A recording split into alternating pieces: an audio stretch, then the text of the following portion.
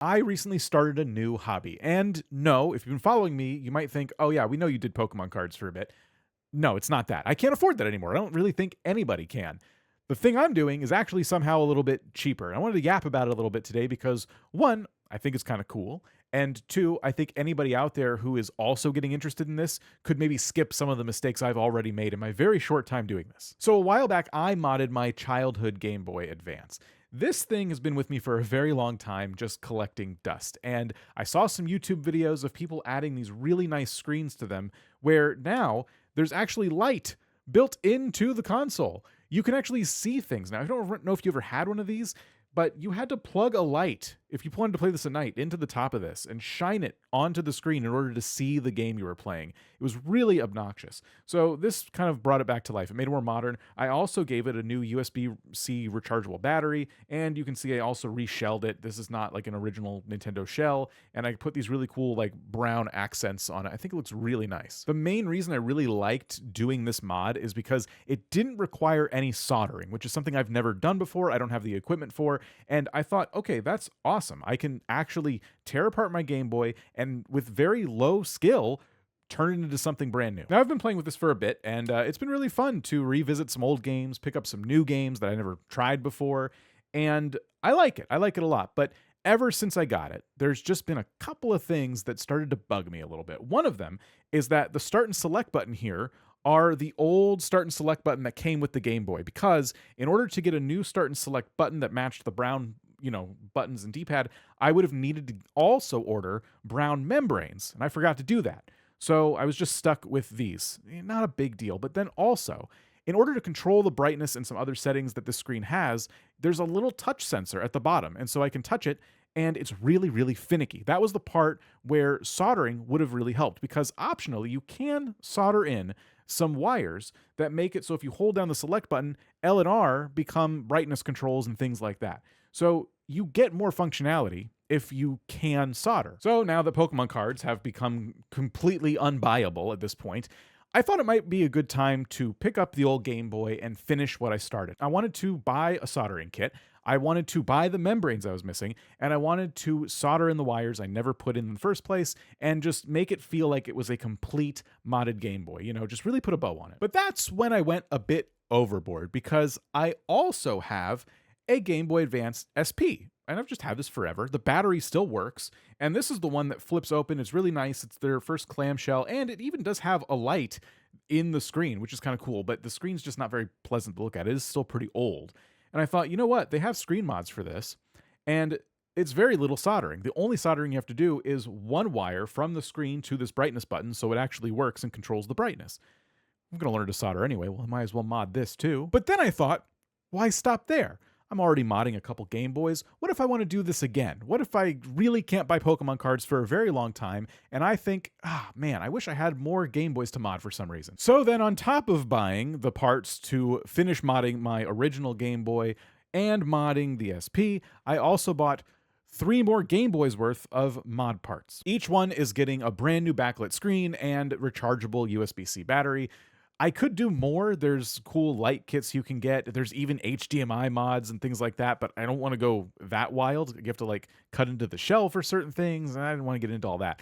But I do really like playing around with these. I like all the different designs you can do. These websites tend to have like a lot of options when it comes to mixing and matching different colors. So it just looked really cool. So I decided to do one big order, and pretty much any company you order from when it comes to these types of parts, they pretty much all ship from China.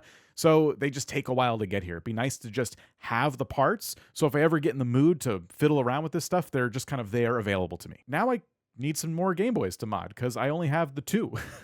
So I did what a lot of the YouTubers in this space seem to do, which is they buy a lot of broken Game Boys that just have all kinds of various defects. You don't really get to know what you're buying. It's just a box shows up with some broken Game Boys in it. So I bought 6 of them off of one seller. At the time of recording this, all 6 of those Game Boys have arrived. My mod parts have not, but I have some time because I actually need to go through all of these and start testing them and making sure that they can be fixed at all. I need the motherboards to work. I don't care if the screens are broken. As you can see, this one in my hand is in very poor shape, and that's totally fine. I'm going to replace that anyway. But The goal was to see if I can get all 6 of them to turn on. Now, while I was doing this, I wasn't taking videos or anything, so I'll just explain to you what happened. Essentially, 4 of the 6 Game Boys, after some really deep cleaning, turned on, which was really awesome. I actually watched a whole bunch of videos about repairing these and learned a lot about safe ways to clean them, and you'd be kind of amazed at the things people basically throw away. 4 of 6 of them turned on, which was pretty cool. Now, with these Game Boys, something that happens to a lot of them is the power switch tends to get really grimy. And I'm showing you the power switch, but it doesn't matter. It's really, really grimy inside the power switch. You have to open the shell and open it up. And one of the Game Boys was turning on, but it was a bit finicky. So I thought, okay, I'm going to do what a lot of these folks do on their YouTube channels, and I'm actually going to open up that little power switch and clean it inside, right? Well, this was my first mistake. I should have just left well enough alone because I don't really know how to solder. And I've watched a lot of videos at this point, but I still messed it up because I tried to use tweezers to pull up the little metal covering to get into the power switch, and I ended up ripping up the whole power switch. But I didn't just rip up the whole power switch. I ripped up the pads that you would solder a power switch to, effectively kind of ruining this entire motherboard. I've looked around some more. There are ways to fix this. There's ways around that power switch spot that I've ruined. It's just too much. At this point, I'm putting it in the pile of Game Boys that don't work. So it left me with 3 working Game Boys and 3 Game Boys that I would dub too expensive to fix. So that's one of the lessons I wanted to share. If you are learning something like soldering, buy the practice tools. Just get a little soldering kit that you can like learn on. I got a soldering kit that didn't have anything like that. It was just the soldering iron and the solder and all that other crap.